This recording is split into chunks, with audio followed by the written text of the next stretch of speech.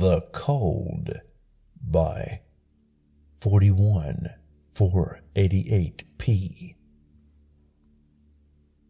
It begins with a cold. It starts off mildly. Your nose starts running. It gets harder and harder to pronounce words. You take days off due to a fever, congestion in the head.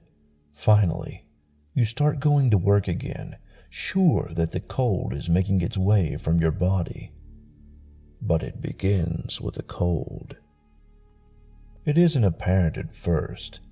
You think it's because of the cold that, when all is silent, you hear random words being whispered right behind. No, in front. No, in your ear. Dinner, mom, Sonny, dead, car. But it begins with a cold. You start going more and more to the doctors.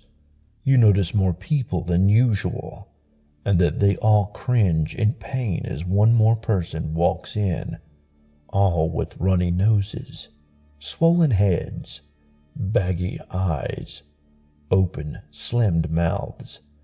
You go in. The doctor says the same thing every time. Take this medicine twice daily. Keep away from children. Rest well. Rest well. Rest well. But it starts from a cold. Because it's too late once the cold sets in. The voices in your head get louder and louder. The boss doesn't seem to notice that you're gone because he's been sent to the asylum for unknown reasons, sniffling about thoughts and how it's the end of the world. The Chinese vendor across the street doesn't notice you're in all the time because he's also upstairs in his cramped apartment, wasting what's the last day of his life watching crappy MTV shows because that's the only channel his antenna receives due to a thunderstorm 37 years ago. He's been here that long. But most importantly, you don't notice that you're gone from work. You drive in every day, but it seems like you've been in for days when you drive in. The calendars are there to prove it. Your boss got them from a failed business venture he tried when he was fresh out of college. It was called 365 Ideas a Year. And it was 365 post-it notes with inspirational messages on them. You wonder how he even got the idea. He just tries to forget and move on. The bottle with the pills say, rest well. You rest well. You rest well. You rest too well. Because the next time you wake up, you notice that your Zimbabwean plumber is gone, but you haven't called him in since last February 20th because your roof had leaked 27.6 milliliters of a mixed solution of mercury and water, which was kind of dumb because mercury kills you. That's what David Kelling, Mr. Kelling, told you in 7th grade. You hear the voices more. The Spanish pizza delivery guy next door watches his music videos. You can hear them clearer. You understand Spanish. Rest well. Rest well. Rest well. Rest well. It begins with a cold. There's not a day in his life that he doesn't regret divorcing his wife. The voices are clearer now. Lisa, don't leave me. All hail Mao Zedong. 365 sounds like a great idea for a business venture. Carl, don't you think it's a great idea? We're gonna be millionaires now. The voices are clearer. They happen. They come more frequently. You can't stop it. It's like the Hoover Dam broke open and it's Gorbachev all over again, telling himself to tear down this wall, tear down this wall, rest well. Now you sit on your IKEA sofa, going through each step over and over again, while people outside honk their Ford 2013 model horns over and over again, trying to get their voices out of their head because they want that raise. You don't know what's happening, but by the next week, the voices are almost constant.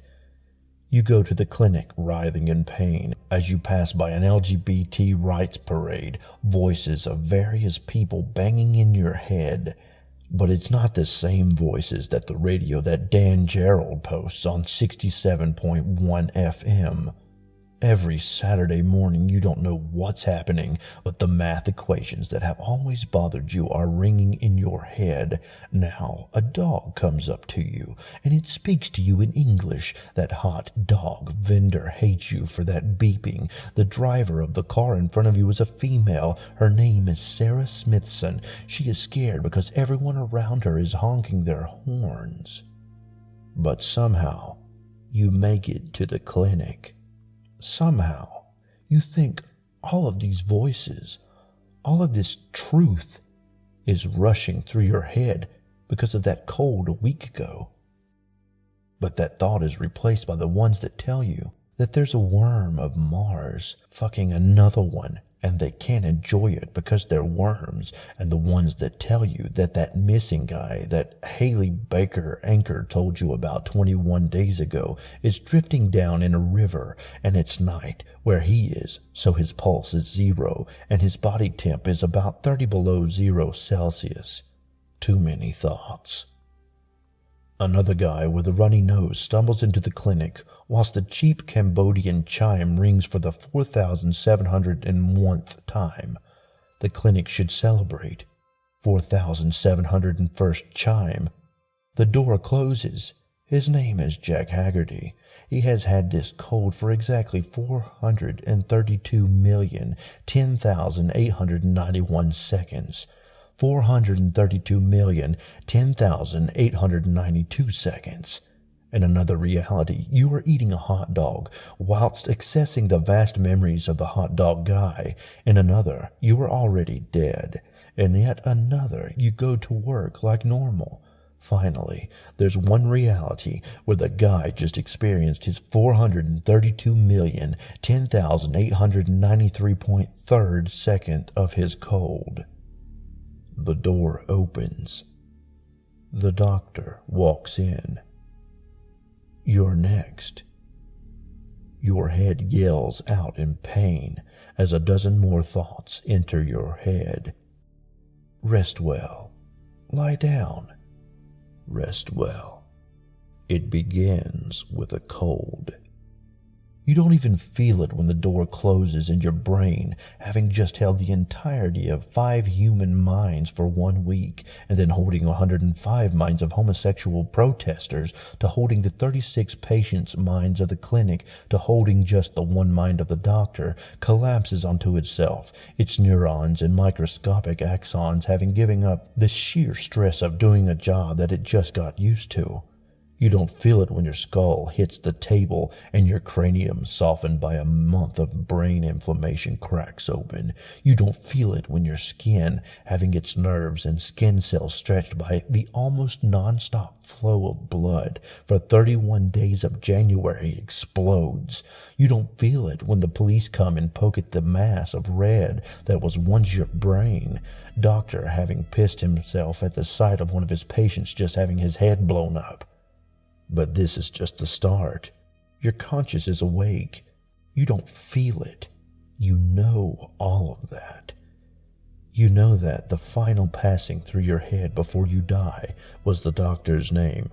You don't know that you're going to know everything, every little detail, and you can't tell it to anyone, not in any dimension, not in the past, the future, the present, and everything in between.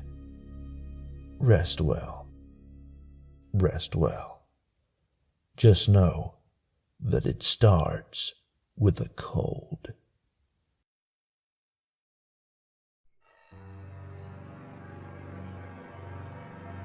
Hello, Ed here. If you've made it this far, be sure to like and subscribe. Share this video on all your social media and show your support by becoming a patron today at patreon.com/CreepyPastaED. Also, there is Ed merch available as well. link in the description. If you have a story that you would like to be told, send it to creepypastaed@gmail.com. Until next time, remember, don't fall asleep.